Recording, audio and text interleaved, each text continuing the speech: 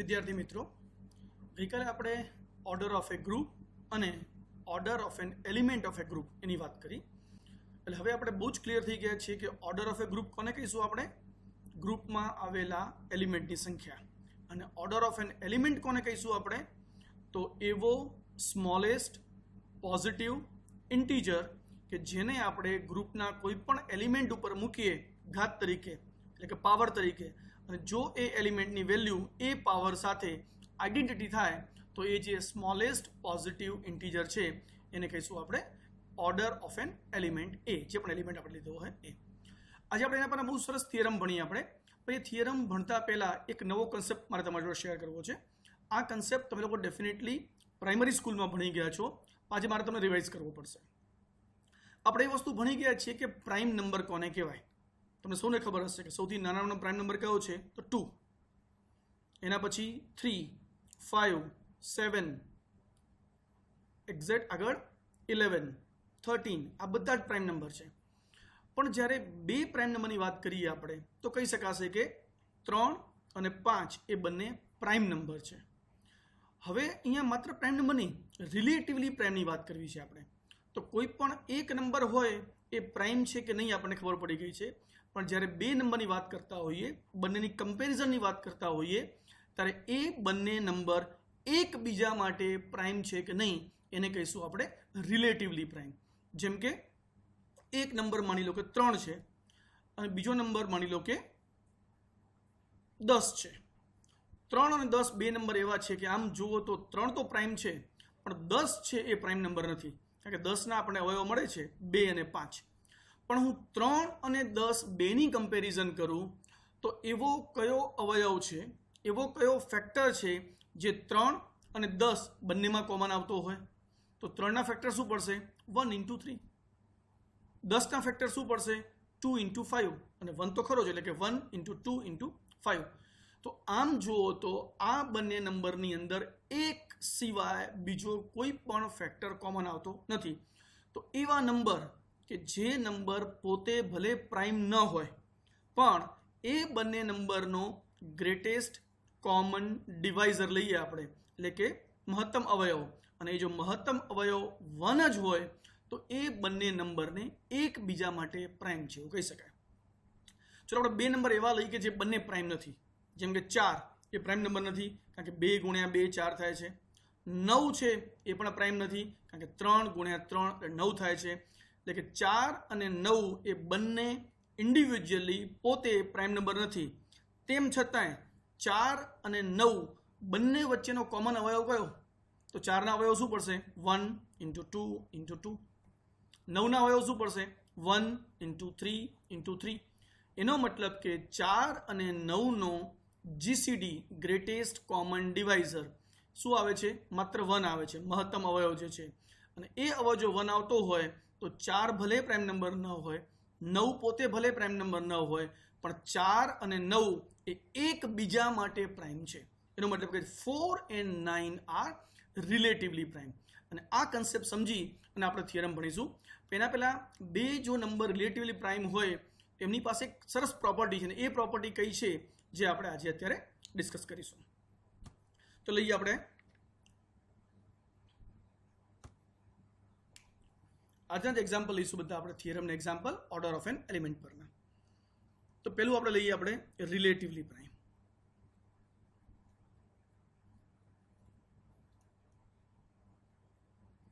Relatively prime numbers. કયા નંબરને આપણે રિલેટિવલી પ્રાઇમ કહીશું?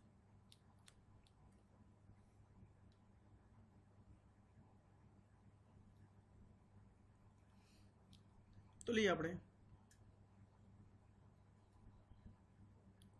2 numbers A and B are called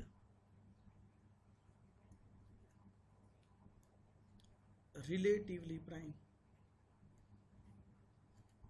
if G, C, D of number A and number B is 1. એટલે કે greatest common ડિવાઇઝર એ અને બીનો 1 હોય તો એનો જે સિમ્બોલ છે એનું નોટેશન છે આવું છે. જો આમ લખીએ GCD of A and B is equal to 1, એનો જે નાનો સિમ્બોલ છે આવો છે A, B is equal to 1. તો આવી રીતે લખીએ આનો અર્થ જ એવો થાય કે નંબર A અને નંબર B એ બંનેનો GCD શું છે 1 છે. જો બે નંબરના ગ્રેટેસ્ટ કોમન ડિવાઇઝર 1 થતું હોય તો એ બંને નંબર એકબીજા માટે પ્રાઇમ છે, એટલે કે રિલેટિવલી પ્રાઇમ છે એવું કહી શકાય. અને બે નંબર જો રિલેટિવલી પ્રાઇમ હોય તો એની એક સરસ પ્રોપર્ટી છે કે if number A and B are relatively prime, then there exist integers. જો અહીંયા હું માત્ર integers કહું છું, પોઝિટિવ જ હોય જરૂરી નથી. There exist integers m and n such that આ ઇન્ટીજર ઇન્ટુ પહેલો નંબર વત્તા બીજો ઇન્ટીજર ઇન્ટુ બીજો નંબર ઇઝ ઇક્વલ ટુ 1 થાય. This is very interesting property. એટલે કે if A and B are relatively prime, then there exist integers m and n such that m into પહેલો integer plus n into બીજો integer એનો સરવાળો જે છે એ શું મળે આપણને 1 મળશે. આપણે એક્ઝામ્પલ લઈએ કે આવું કેવી રીતે થાય. ચલો આપણે 2 નંબર માટે વિચારીએ. Consider 2 numbers 18 and 5. ચલો એટલે કે A is equal to 18 અને B is equal to 5. 18 ના અવયવ શું પડશે? 2 into 18 ના ફેક્ટર લઈ લઈશું આપણે, એટલે કે 2 થી કરશો 9, 3 અને 3 એટલે 2 into 3 into 3. 5 ના શું પડશે? 1 into 5. એનો મતલબ કે 18 અને 5 ની અંદર કોમન અવયવ જે છે એ માત્ર 1 આવે છે, એટલે ગ્રેટેસ્ટ કોમન ડિવાઇઝર શું મળશે આપણને? 1. કારણ કે 18 જે છે that is equal to 1 into 2 into 3 into 3 અને 5 જે છે that is equal to 1 into 5. એનો મતલબ કે 18 અને 5 એ બંનેનો GCD શું છે? 1. ગ્રેટેસ્ટ કોમન ડિવાઇઝર 1 આવે છે. અને જો 18 અને 5 નો ગ્રેટેસ્ટ કોમન ડિવાઇઝર 1 હોય તો આપણી શરત પ્રમાણે શું થવું જોઈએ? એવા m અને n મળવા જોઈએ ઇન્ટીજર્સ કે જેથી m into 18 plus n into 5 is equal to 1 થાય. એટલે કે આવા m અને n મળે ને મળે છે. કેવી રીતે મળે લઈ જોઈએ. ચલો તમે ભણી જ ગયા છો, હું તમને રિવિઝન કરાવું છું. આ જે છે એ મોટાભાગે પ્રાઇમરી લેવલનો એક્ઝામ્પલ છે, પણ કદાચ તમે ભૂલી જ ગયા હશો આ, તો યાદ કરાવું તમને. આ m અને n ની કિંમત શોધવી હોય તો હંમેશા શું કરવાનું? મોટો નંબર હોય એને નાના નંબરથી ભાગવાનું. ચલો મોટો નંબર કયો છે અહીંયા? 18. 18 ને 5 થી ભાગો શું મળશે? 5 3s are 15. શેષ કેટલી વધશે? 3. તો આ નંબરનું કેમ લખી શકો? આમ લખી શકાય. એનો મતલબ કે 18 બરોબર 5 into 3 પ્લસ શેષ 3, રાઈટ? આ જે છે રિમાઇન્ડર છે આપણી, એટલે કે આપણી શેષ થઈ ગયું. 18 બરોબર 5 3 15 વત્તા 3 18. નેક્સ્ટ હવે શું કરવાનું તમારે? એક વખત આ કામ પતી ગયું પછી જેના વડે તમે ભાગ્યું છે એને તમારે શેષ વડે ભાગવાનું. એટલે કે હવે નેક્સ્ટ શું આવશે? 5 જે છે અહીંયા આવશે અને જે શેષ વધી છે એ અહીંયા આવશે. એટલે કે 5 ને 3 વડે ભાગો તો કેટલા થશે? 3 1 3 અને હવે શેષ કેટલી મળશે? 2. આને કેમ લખી શકાય? એનો મતલબ કે 5 is equal to 3 into 1 plus remainder કેટલી છે 2. આગળ વધો. હવે શું કરવાનું છે? તો હવે 3 અંદર આવશે, એને કોના વડે ભાગીશું? 2 વડે. 2 1 is 2 અને અહીંયા કેટલા વધશે? 1. એનો મતલબ કે 3 is equal two 2 into 1 plus શેષ કેટલી મળી ગઈ આપણે? 1. અને છેલ્લે 1 થી આવી ગયું, હવે 0 થઈ જ જવાનું છે. તો સ્વાભાવિક છે અહીંયા શું મળી ગયું? 2 ને કોના વડે ભાગવાના? 1 વડે. શેષ શું મળી ગઈ? 0. તો હવે આને આપણે જોવાનું નથી અત્યારે. આ 0 થઈ ગયું એટલે આપણું કામ અહીંયા પૂરું થઈ ગયું. અહીંયા સુધી 1 હતું, એનો મતલબ કે 1 ઇઝ ઇક્વલ ટુ શું થાય? 3 minus this, 3 minus 2 into something. આ જે 2 ની કિંમત છે એ આપણે અહીંથી લઈ લઈએ. જો હું 2 ની કિંમત મૂકી દઉં તો હવે આ જવાબ શું મળશે? 1 નો જવાબ બને 3 અને 2 નીકળી ગયો એટલે કે 5 અને 3 માં મળશે. અને પછી જો હું 3 ની વેલ્યુ છે એ આ મૂકી દઉં તો અહીંથી 3 એ દૂર થઈ જશે, એટલે બને 1 ની જે વેલ્યુ છે એ 3 ને 5 માં મળી. હવે 1 ની વેલ્યુ છે એ 3 નીકળી જશે એટલે 18 અને 5 માં મળી જશે. એટલે 1 ની વેલ્યુ 18 અને 5 માં મળી ગઈ તો 18 ની આગળ જે છે એને m કહીશું અને 5 ની આગળ છે એને શું કહીશું આપણે? n. જો જોઈએ આપણે કેવી રીતે થાય છે. આખી વસ્તુ અહીંયા લખીને તમને સમજાવું. તો સૌથી પહેલા આના પરથી આનું ઇક્વેશન નંબર 3 કહી દો. તો ઇક્વેશન નંબર 3 પર શું લખી શકાય? 3 ઇઝ ઇક્વલ તો 3 minus 2 into 1. This is equal to 1. થઈ ગયું? એટલે આને હું આ બાજુ લઈ આવ્યો એટલે શું થઈ ગયું? અહીંયા 3 minus 2 into 1 is equal to 1. હવે મારે શું કરવાનું છે? આ 2 દૂર કરવાનું છે. આ 2 હું કેવી રીતે દૂર કરીશ? શેષમાંથી હંમેશા આગળ વધવાનું છે, એ ખાસ યાદ રાખજો તમે. તો અહીંયા શું છે? 2. આ 2 ને હું દૂર કરીશ આનાથી, ઇક્વેશન નંબર 2 પરથી. 3 એમને એમ રાખું માઇનસ, ચલો 2 ની જગ્યાએ શું લખી શકું? તો 2 ઇઝ ઇક્વલ ટુ આમ લખાય 5 માઇનસ 3 into 1. આ 2 ની જગ્યાએ મેં લખી કાઢ્યું 5 માઇનસ 3 into 1 અને પાછું આ 1 તો છે જ આનો ઇઝ ઇક્વલ ટુ 1. જો હું વેલ્યુ 1 ની જ શોધું છું, જે કંઈ વેલ્યુ છે એ શેષની કિંમત લઈ અને દૂર કરું છું. હવે શું થઈ ગયું? આ 3 માઇનસ 5 into 1 5 અને 1 minus minus plus 3 into 1 is equal two 1. આ પણ 3 છે, આ પણ 3 છે, એટલે 3 હવે કોના વડે ગુણાશે? 2 વડે. 2 વખત 3 થઈ ગયા minus 5 into 1 is equal two 1. 5 into 1 અને આ પણ 3 into 1 છે, આ પણ 3 into 1 છે, એટલે 3 કેટલી વખત થઈ ગયા? 3 નો સહગુણક શું થઈ ગયો? 2 થઈ ગયો. હવે જુઓ અહીંયા 1 નું ફોર્મ શેમાં હતું? 3 અને 2 માં હતું. 2 ની વેલ્યુ આ શેષ પરથી મૂકી દીધી એટલે હવે 1 ની વેલ્યુ આપણે શેમાં મળી ગઈ? 3 અને 5 માં મળી ગઈ. અને હવે જો હું 3 ની વેલ્યુ આ મૂકી દઉં તો ફરીથી 1 ની વેલ્યુ શેમાં મળશે? આપણે 3 નીકળી જશે એટલે 5 અને 18 માં મળી જશે. એકદમ સિમ્પલ. ચલો હવે હું 3 ની વેલ્યુ મૂકું તો 3 ની વેલ્યુ શું છે? અહીંયા આને ઇક્વેશન નંબર 1 કહી દો. તો 3 ની વેલ્યુ થશે 18 માઇનસ 5 into 3. તો હું 3 ની વેલ્યુ મૂકું છું. 3 ની જગ્યાએ 18 માઇનસ 5 કેટલી વખત? 3 વખત. આ આખી વેલ્યુ કોઈ મૂકી? આપણે 3 ની વેલ્યુ મૂકી. એની બહાર 2 તો છે જ અને minus 5 into 1 is equal two 1. ખ્યાલ આવે છે બધાને? 3 ની વેલ્યુ મૂકી. હવે શું મળી ગયું? 18 કેટલી વખત થઈ ગયું? 2 વખત. એટલે આમ જુઓ તો 2 વખત 18 થયું, બરાબર છે? આ 18 2 વખત માઇનસ 5 કેટલી વખત છે? તો 3 વખત 5 તો છે જ અહીંયા.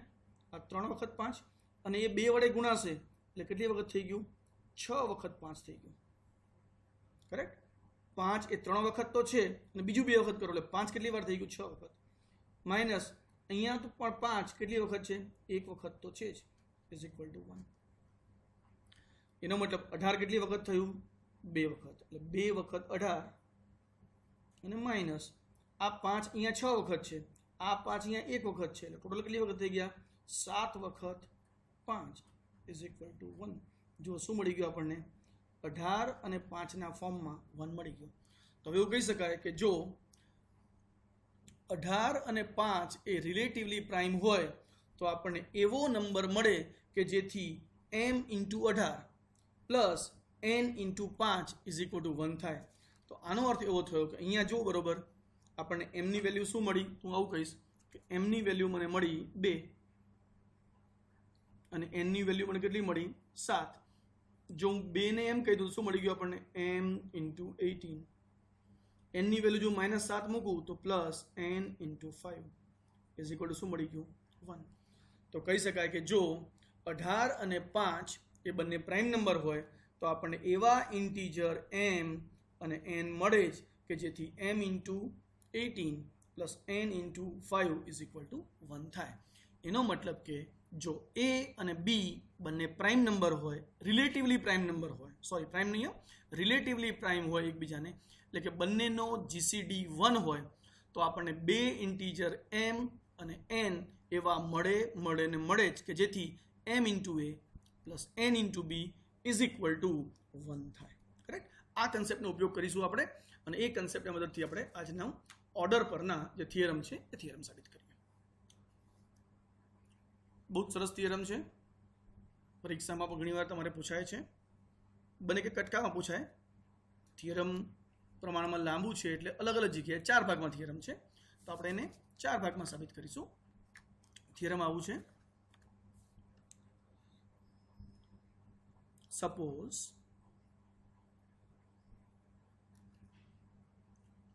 Order of a is equal to n. આપણે પહેલેથી આપી દીધું છે કે એલિમેન્ટનો ઓર્ડર કેટલો છે? n છે. For N element a in a group G.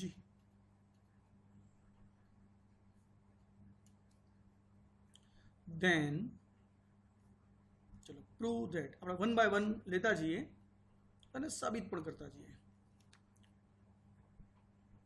પહેલું રિઝલ્ટ આપણે સાબિત કરવાનું છે કે જો a નો ઓર્ડર n હોય તો order of a raised to p is always less than or equal to order of a. કોના માટે? For any p belongs to z. Correct? બહુ સિમ્પલ છે આ. તો પહેલો ભાગ લઈએ છીએ આપણે. જો order of a is equal to n હોય તો a ની તમે કોઈ પણ ઘાત ઉપર લઈ લેશો, એની કોઈ પણ ઘાત મૂકશો તો એનો ઓર્ડર હંમેશા ઓરિજિનલી જે નોર્મલ a છે એના કરતાં ઓછો જ થશે અથવા ઇક્વલ થશે જો એની વેલ્યુ 1 હશે તો આપણે જોઈએ કે આ કેવી રીતે થાય છે અને બહુ જ સહેલું છે આ. તો અહીંયા આપણે શું આપી દીધું છે? Order of a is equal to n આપેલું છે. જો બરોબર હું આમ લખું હવે, identity is equal to identity race to p એવું કહી શકાય. ક્લિયર? આઈડેન્ટિટીની કોઈ પણ ઘાત લો, આઈડેન્ટિટી રેસ ટુ 1 એટલે પણ આઈડેન્ટિટી, આઈડેન્ટિટી રેસ ટુ 2 એટલે પણ આઈડેન્ટિટી, આઈડેન્ટિટી રેસ ટુ 3 એટલે પણ આઈડેન્ટિટી, તો એ જ મળશે આપણને. હવે અહીંયા જુઓ, આ વસ્તુનો ઉપયોગ કરીએ આપણે. અહીંયા આપણે આપેલું શું છે? આપણે આપેલું છે order of a is equal to n. Clear? જો a નો ઓર્ડર n હોય તો શું થાય? a raise to n is equal to identity થાય. બધાને ખ્યાલ આવે છે એમાં? અને જો a રેસ ટુ n બરોબર આઈડેન્ટિટી હોય તો હવે આ આઈડેન્ટિટીની જગ્યાએ હું મૂકી શકું a રેસ ટુ n, તો આને આમ લખી શકાશે therefore a raise to n race to p. મેં શું કર્યું? Identity is equal to identity race to p. હવે આઈડેન્ટિટી વેલ્યુ શું મૂકી આપણે આપેલું છે કે order of a is equal to n, એનો મતલબ કે a રેસ ટુ n બરોબર આઈડેન્ટિટી થાય. ગઈકાલે વાત કરી દીધી આપણે કે જો order of a is equal to n હોય તો a રેસ ટુ n બરોબર આઈડેન્ટિટી થાય. તો ઊંધું, a રેસ ટુ n બરોબર આઈડેન્ટિટી હોય તો ઓર્ડર ઓફ a શું થાય? Less than or equal to n થાય. રાઈટ? આ વસ્તુ ગઈકાલે ભણી ગયા છીએ આપણે. તો તે લઈશું કે order of a is equal to n માટે a raise to n is equal to identity. તો આઈડેન્ટિટી જગ્યાએ શું મૂકી દીધું આપણે? a raise to n. અને આમ લખી શકાશે a raise to n into p. Correct? હવે આને હું આમ લખવું હોય તો a raise to p race to n. કંઈ ફરક પડે? કારણ કે ઘાતની ઘાત એટલે ઘાતનો ગુણાકાર, અને ઘાતનો ગુણાકાર હોય તો હું એને a raise to p race to n પણ લખી શકું. તો જો આટલું સરસ રિઝલ્ટ મળી ગયું આપણને. એનો મતલબ કે a raise to p race to n is equal to identity. ફરીથી આપણી વસ્તુ યાદ કરો. ગઈકાલે શું ભણી ગયા હતા આપણે? કે order of a is equal to n, that implies a raised to n is equal to identity. Correct? But a raised to n is equal to identity એનો મતલબ ઓર્ડર ઓફ a બરોબર n જ હોય એવું કહેવાય ન કહી શકાય, કે n સ્મોલેસ્ટ છે એવું ખબર નથી પડતી. એનો મતલબ જો a raised to n બરોબર આઈડેન્ટિટી હોય તો આપણે શું લખીએ છીએ? Order of a is less than or equal to n. Correct? તો આ જ વસ્તુ અહીંયા ઇમ્પ્લિમેન્ટ કરો. જો a raised to n બરોબર આઈડેન્ટિટી હોય તો શું લખીએ છીએ આપણે? order of a is equal to less than or equal to n. તો a raised to p is equal to ની n ઘાત બરોબર આઈડેન્ટિટી. તો આના પરથી order of a raised to p માટે શું કહી શકાય? પરથી વિચારો. a raised to n બરોબર આઈડેન્ટિટી, તો આ જે a છે એનો ઓર્ડર કેટલો થઈ ગયો? n અથવા n કરતા ઓછો. એનો મતલબ કે a raised to p ની n ઘાત બરોબર આઈડેન્ટિટી માટે a raised to p નો ઓર્ડર શું થઈ ગયો? Less than or equal to n થઈ ગયું. પણ n એ કોનો ઓર્ડર છે? આપણે આપેલું છે કે order of a is equal to n. એનો મતલબ n એ શું છે? ઓર્ડર ઓફ a છે. અને માટે શું લખી શકીશું? Order of a raise to p is less than or equal to order of a. કારણ કે આપણે આપેલું છે order of a is equal to n. તો આપણે મળી ગયું પહેલું રિઝલ્ટ કે જો a નો ઓર્ડર n હોય તો એ ઉપર કોઈ પણ ઘાત મૂકવામાં આવે તો એનો ઓર્ડર હંમેશા ઓરિજિનલી એના ઓર્ડર કરતા હંમેશા નાનો જ રહેશે. રાઈટ? થઈ ગયું. બહુ સિમ્પલ થિયરમ આપણું. બીજો ભાગ લઈએ આપણે.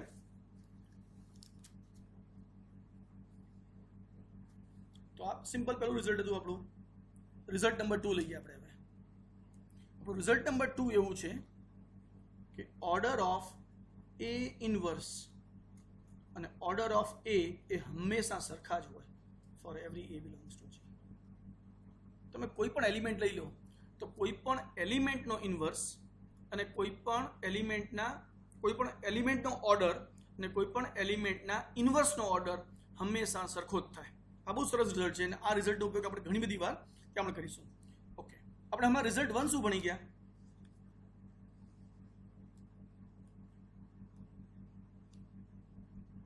by result 1.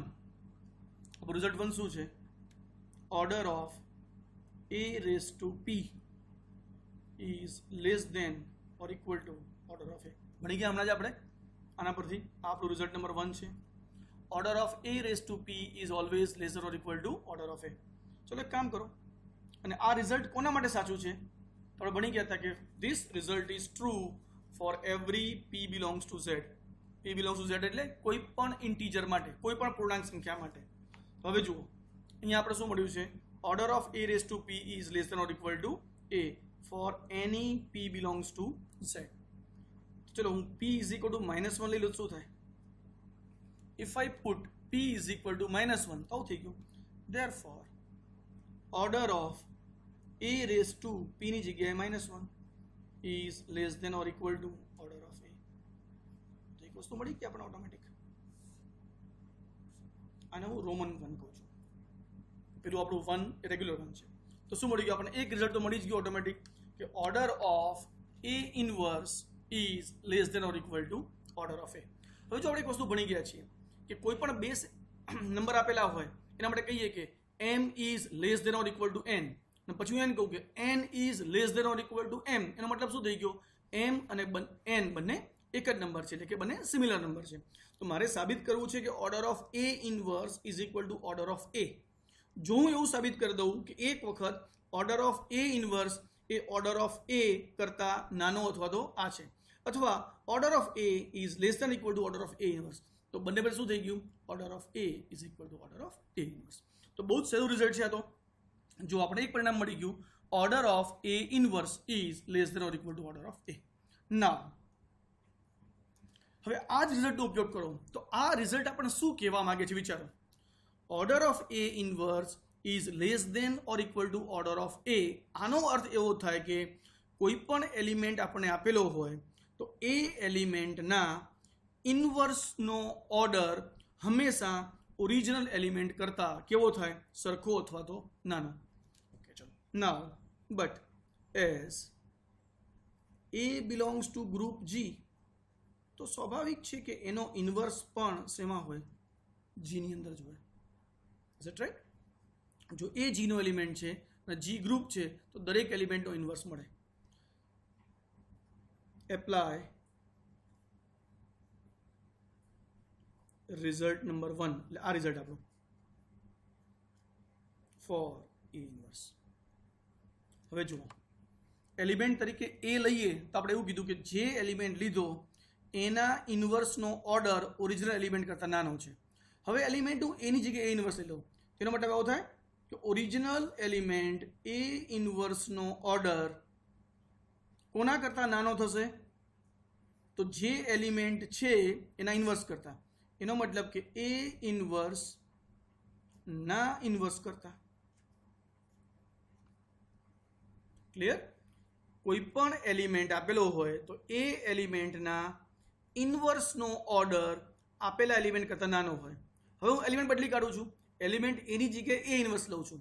તેનો મતલબ કે એ ઇન્વર્સનો ઓર્ડર કોના કરતાં નાનો હશે? એ ઇન્વર્સ ના ઇન્વર્સ કરતાં. પણ આપણે તો ભણી ગયા થિયરમ કે કોઈ પણ એલિમેન્ટના ઇન્વર્સ નો ઇન્વર્સ એટલે એ એલિમેન્ટ પોતે જ. But we know that,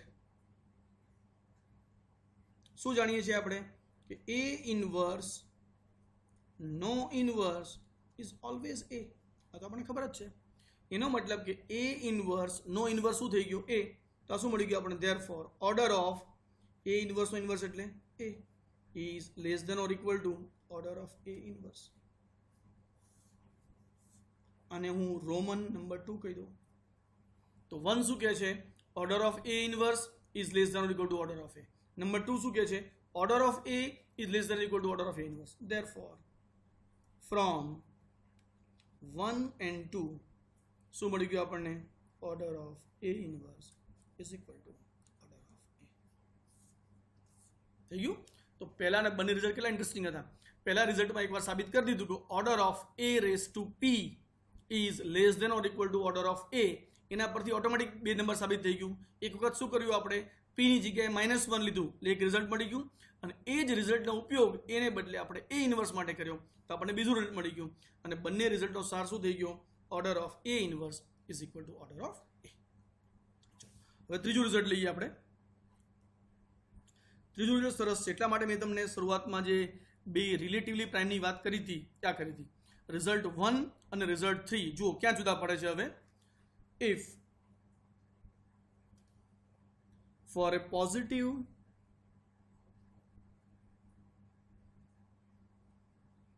integer q where q and n are relatively prime. ખ્યાલ આવી ગયો સિમ્બોલનો? હવે કે કોઈ પણ 2 ઇન્ટીજર લખું અને આ બ્રેકેટ કરું ઇઝ ઇક્વલ ટુ 1 લખું, એનો મતલબ કે greatest common divisor GCD of q and n is equal to 1. તો કોઈ પણ પોઝિટિવ ઇન્ટીજર q માટે જો q n તો ખબર છે n શું છે આપણો? a નો ઓર્ડર. q અને n બંને રિલેટિવલી પ્રાઇમ હોય તો એ કિસ્સામાં then order of a raise to q is equal to order of a. હવે તમે કમ્પેર કરો કે આપણું રિઝલ્ટ નંબર 1 શું હતું? એ ઉપર કોઈ પણ ઘાત મૂકો એટલે મતલબ કે એ રેસ ટુ પી નો ઓર્ડર હંમેશા કેવો હતો? ઓર્ડર ઓફ એ જેટલો અથવા એના કરતાં નાનો. ભણી ગયા ને? રિઝલ્ટ નંબર 1 આપણું order of A raise to P is less than or equal to order of A. પણ એ જે ઘાત લીધી છે, જો એ ઘાત એનો ઓર્ડર શું છે? n.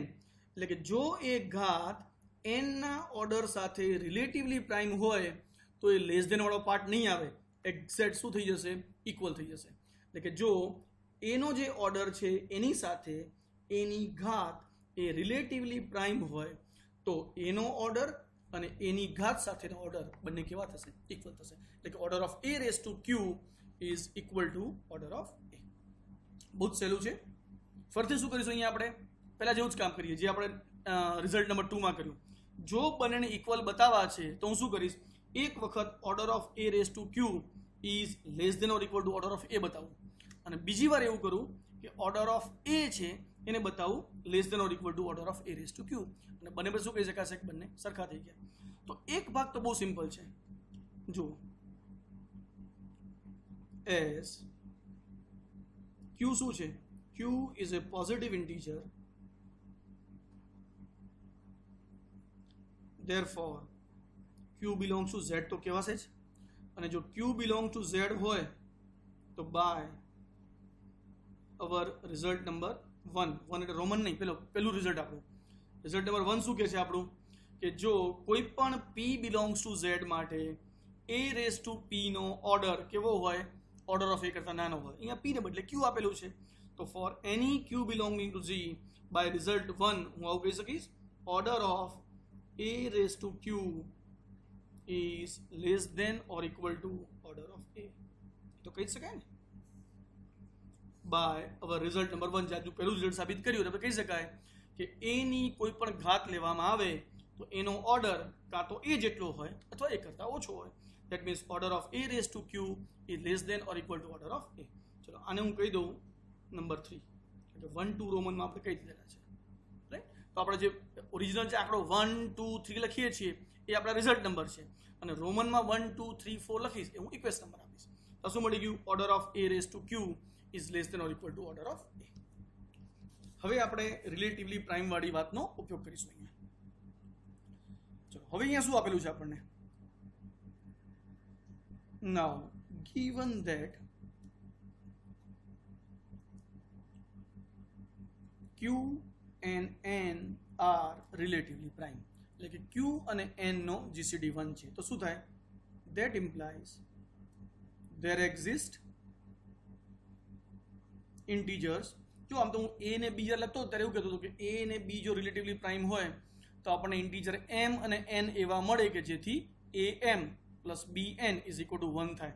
તો ઓલરેડી n નો ઉપયોગ અહીંયા થઈ ગયો છે, એટલે n ભૂલ ન પડે તો હું ઇન્ટીજર s અને t લઈ લઉં. then there exist integers s and t such that શું થાય? જો આ બંને રિલેટિવલી પ્રાઇમ હોય તો આપણને બે ઇન્ટીજર એવા મળશે કે જેથી s into q plus t into n is equal two 1 થાય. ખ્યાલ આવે છે બધાને? હવે જે આજની આપણે લેક્ચરની શરૂઆત કરી હતી કે જો બે નંબર રિલેટિવલી પ્રાઇમ હોય તો આપણને બે ઇન્ટીજર એવા મળે કે જેથી પહેલો ઇન્ટીજર ઇન્ટુ આ પ્લસ બીજો ઇન્ટીજર ઇન્ટુ બીજો નંબર ઇઝ ઇક્વલ ટુ 1 થાય. બસ તો આનો ઉપયોગ કરીએ આપણે. નાઉ ચલો a લખું છું, તો a નો મતલબ લખી શકાય a raise to 1. a raise to 1 જે છે તો હું 1 ની જગ્યાએ હવે sq પ્લસ tn કરી શકું, તો થઈ ગયો. એનો મતલબ કે a raise to s into q plus t into n. તો શું કર્યું આપણે? a રેઝ ટુ 1 માં 1 ની વેલ્યુ આ મૂકી દીધી. આનો મતલબ શું થાય? a raise to s into q into a raise to t into n. થાય કે નહીં? a raise to x plus y હોય તો a raise to x into a raise to y. આને કેમ લખીશું આપણે હવે? આમ લખી શકાય a raise to q raise to s, કારણ કે ઘાતની ઘાત એટલે ઘાતનો ગુણાકાર. અને આમ લખી શકાય a raise to n raise to t. Okay, next. અને આમ લખી શકાશે a raise to q raise to s. અને આપણે આપેલું શું છે જે એક્ઝેક્ટ થિયરમમાં? What is order of a? શરૂઆતમાં આપણે કીધું છે કે order of a is equal to n, અને જો order of a is equal to n હોય તો a રેઝ ટુ n બરોબર શું થાય? આઈડેન્ટિટી. એનો મતલબ કે આ તો શું થઈ ગયું આપણું? આઈડેન્ટિટી. એટલે કે identity rays to t.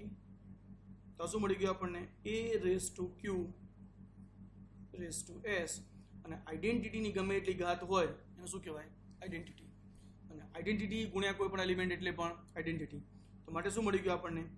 a is equal two આ આપણો a is equal to a raise to q into power s. બહુ સરસ રિઝલ્ટ મળી ગયું અને આ રિઝલ્ટ પરથી આપણે આપણો જવાબ પણ મળી ગયો. જો બરોબર. હવે આનો ઉપયોગ કરીએ આપણે ફરીથી એક વખત. આપણું ઓરિજિનલ રિઝલ્ટ શું છે? આપણું ઓરિજિનલ રિઝલ્ટ એવું છે કે કોઈ પણ એલિમેન્ટનો ઓર્ડર, આપણું રિઝલ્ટ નંબર 1 એ કેવું હોય? એ એલિમેન્ટ ઉપર જો કોઈ પણ ઘાત મૂકવામાં આવે તો એનો ઓર્ડર ઓરિજિનલ એલિમેન્ટ કરતાં હંમેશા નાનો થાય. કરેક્ટ? ચલો અહીંયા હું ઓરિજિનલ એલિમેન્ટને a રેઝ ટુ q ગણું. Consider an element a raised to q. ફરીથી એક વાર બોલું છું.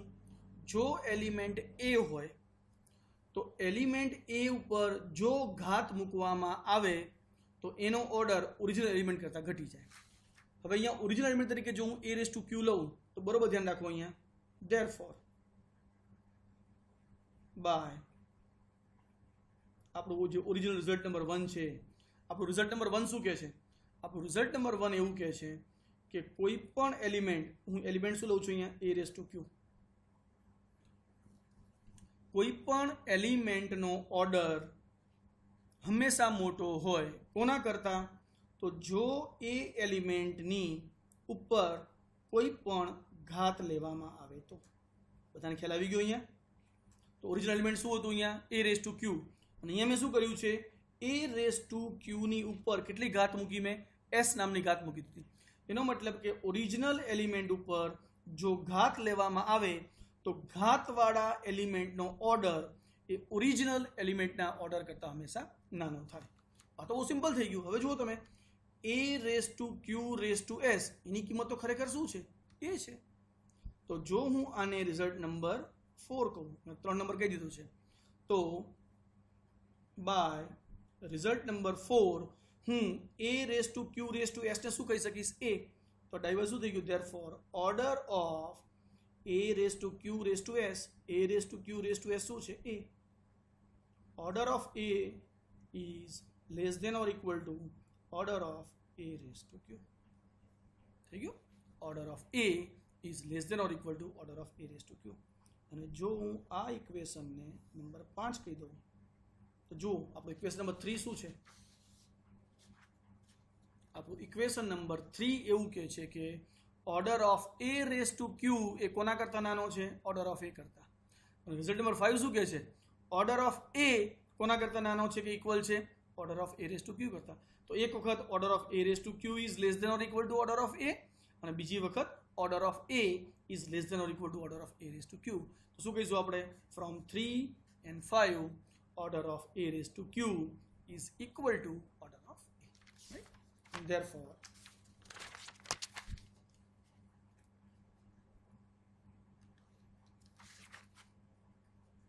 from 3 and 5 order of a raised to q is equal to order of a. એનો મતલબ કે નોર્મલ જ્યારે હોય કોઈ પણ સંખ્યા ત્યારે કોઈ પણ એલિમેન્ટ ઉપર જો ઘાત મૂકવામાં આવે તો એનો ઓર્ડર સરખો અથવા નાનો થઈ જાય. હવે આપણને એ પણ ખબર પડી ગઈ કે ક્યારે ઇક્વલ થશે અને ક્યારે એક્ઝેક્ટ લેસ ધેન થશે. તમારે ઇક્વલ ક્યારે થશે? તો જ્યારે જ્યારે તમે જે ઘાત મૂકેલી હશે એ ઘાત અને એનો ઓર્ડર કેટલો છે? n. તો એનો ઓર્ડર અને આ ઘાત જો બંને રિલેટિવલી પ્રાઇમ હોય તો બંનેનો ઓર્ડર શું આવશે? ઇક્વાલિટીમાં. અને જો એની ઘાત અને એનો ઓર્ડર રિલેટિવલી પ્રાઇમ નહીં હોય એ કિસ્સામાં શું આવશે? એક્ઝેક્ટ લેસ ધેન આવશે. ક્લિયર? તો હવે બે રિઝલ્ટ થઈ ગયા આપણા કે જ્યારે જ્યારે રિલેટિવલી પ્રાઇમ હશે ત્યારે ઇક્વલ મળશે અને જ્યારે રિલેટિવલી પ્રાઇમ નહીં હોય ત્યારે એક્ઝેક્ટ લેસ ધેન મળશે. માટે બંને ભેગું કરો તો કહી શકાય કે order of a raise to p is less than or equal to order of a. Right? આપણું થઈ ગયું રિઝલ્ટ નંબર 3. અને હવે રિઝલ્ટ નંબર 4 લઈએ આપણે આજનું. રિઝલ્ટ નંબર 4 શું કહે છે આપણું? એ પણ બહુ સરસ એક્ઝામ્પલ છે. order of A is equal to order of B, A, B inverse for every B belonging to G.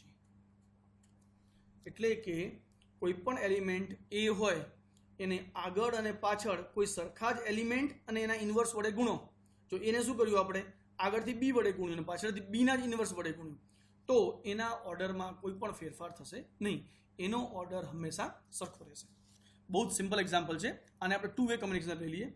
ચલો લેટ એક કામ કરીએ આપણે આ જે બી એ બી ઇન્વર્સ છે એનું નવું નામ આપી દઉં ડી કહી દઉં. તેના માટે આપણે સાબિત શું કરવાનું છે? That means we have to prove order of A is equal to order of D. Correct? આપણે સાબિત કરીશું order of A is equal to order of D. કારણ કે ડી ઇઝ ઇક્વલ ટુ શું છે આપણું? બી એ બી ઇન્વર્સ. ઓકે, જો હવે D is equal to B A B inverse હોય તો શું થાય? નાઉ what is D? D is equal to B A B inverse. Okay, તો D square બરોબર શું થાય? D square is equal to B A B inverse into B A B inverse. બે વખત. Therefore D square is equal to શું થઈ ગયું અહીંયા?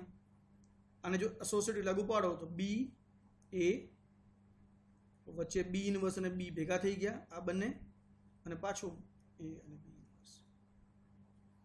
તો માટે ડી સ્ક્વેર બરાબર શું થઈ ગયું? બી એ કોઈ પણ એલિમેન્ટ અને એનો ઇન્વર્સ એટલે આઈડેન્ટિટી. તો શું મળી ગયું આપણને? D square is equal to B. આ તો આઈડેન્ટિટી છે એટલે એ ફરીથી એ અને B inverse. Therefore D square બરાબર શું થઈ ગયું? B into A square into B inverse. તો D is equal to જો B A B inverse હોય તો D square બરાબર શું મળી ગયું આપણને? આ પ્રમાણે. ઓકે, આગળ વિચારો. D raised to 4 બરાબર શું થાય? ચલો D square into D square એટલે આવું થાય. B A square B inverse B inverse A square B A square B inverse. તો D raised to 4 હવે તમને ખબર પડી ગઈ છે.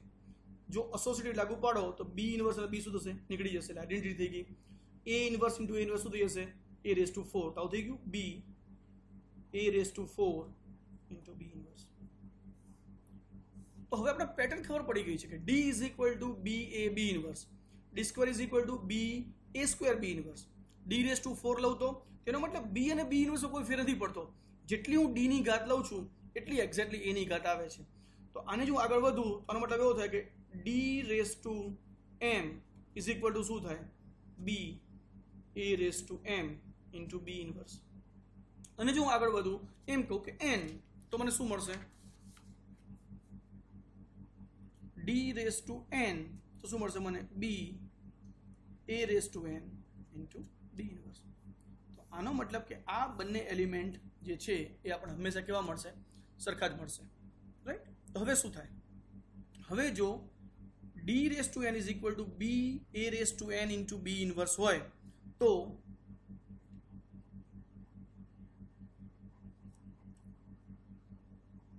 let so suppose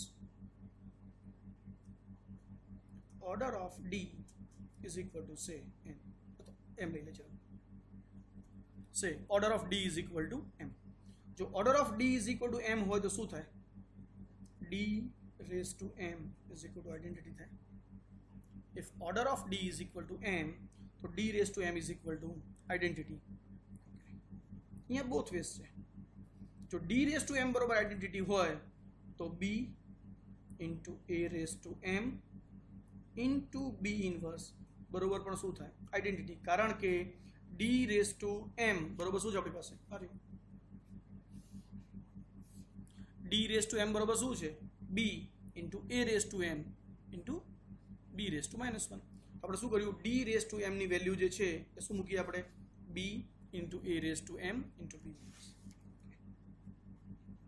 હવે હવે એક કામ કરો, આ ઇક્વેશનને મારે એ રેસ ટુ એમ જોવા હોય તો હું એવું કરું છું, pre multiplication by B inverse, એટલે અહીંથી બી નીકળી જાય, અને પોસ્ટ મલ્ટિપ્લિકેશન બાય બી, આવું કરું તો શું થાય? તો આગળથી કોના વડે ગુણું છું? બી ઇનવર્સ વડે, B A raise to M B inverse, અને પાછળથી કોના વડે ગુણું છું? બી વડે. એનો મતલબ કે અહીંયા ઈ છે, આગળથી કોના વડે ગુણું છું? બી ઇનવર્સ વડે, અને પાછળથી કોના વડે ગુણું છું? બી વડે. તો આ જે આપણું ઇક્વેશન હતું, આ ઇક્વેશનને બંને બાજુથી આગળથી બી ઇનવર્સ વડે ગુણ્યું અને પાછળથી બી વડે ગુણ્યું, તો શું થઈ ગયું? અહીંયા જુઓ, અહીંયા બી ઇનવર્સ અને બી ભેગા થઈ ગયા એટલે આઈડેન્ટિટી, વચ્ચે શું મળશે આપણને? એ રેસ ટુ એમ. અહીંયા પણ બી ઇનવર્સ અને બી એટલે આઈડેન્ટિટી, શું મળી ગયું? આઈડેન્ટિટી. અહીંયા શું છે? આઈડેન્ટિટી છે, એટલે આ શું મળ્યું? બી ઇનવર્સ ઇન્ટુ બી, અને જેની વેલ્યુ શું થાય? આઈડેન્ટિટી થાય. એનો મતલબ કે identity into A raise to M into identity, એટલે શું મળી ગયું આપણને? A raise to M is equal to, જવાબ શું મળી ગયો? આઈડેન્ટિટી. તો આ તો એવું થઈ ગયું કે જ્યારે ડી રેસ ટુ એમ બરોબર આઈડેન્ટિટી હોય ત્યારે એ રેસ ટુ એમ બરોબર આઈડેન્ટિટી. હવે ઊંધું વિચારો, જો એ રેસ ટુ એમ બરોબર આઈડેન્ટિટી હોય તો આપણને આ રિઝલ્ટ મળે, આ રિઝલ્ટ હોય ને આના વડે ગુણો તો આ રિઝલ્ટ મળે, ને આ રિઝલ્ટ પરથી આ રિઝલ્ટ મળે, તો શું મળી ગયું આપણને?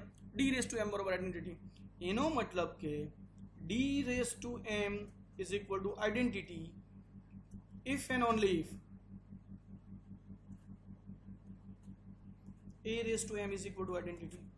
અને જ્યારે એ રેસ ટુ એમ બરોબર આઈડેન્ટિટી હોય તો ડી રેસ ટુ એમ બરોબર આઈડેન્ટિટી, એટલે બંનેની આઈડેન્ટિટી એક સાથે થવાની છે, અને માટે શું કહી શકાય? Order of A is equal to order of D. જો આ બોથ વેઝ ઇમ્પ્લાઇઝ હોય તો પહેલામાં કેવું હતું કે એક બાજુ સાચું હતું, એક બાજુ સાચું નહોતું. આ કિસ્સામાં બંને બાજુ સાચું છે. ડી રેસ ટુ એમ બરોબર આઈડેન્ટિટી હોય તો એ રેસ ટુ એમ બરોબર આઈડેન્ટિટી થાય, એ રેસ ટુ એમ બરોબર આઈડેન્ટિટી હોય તો ડી રેસ ટુ એમ બરોબર આઈડેન્ટિટી થાય. બંનેની આઈડેન્ટિટી એક સાથે જ થવાની છે, માટે બંનેના ઓર્ડર પણ કેવા હશે? સરખા. અને જો બંનેના ઓર્ડર સરખા હોય તો ડી આપણે કોને કીધેલો છે? ડી તો આપણે આને કીધું તો બી એ બી ઇનવર્સને. તો રિઝલ્ટ શું મળી ગયું આપણને? હંમેશા order of A is equal to order of B A B inverse for every B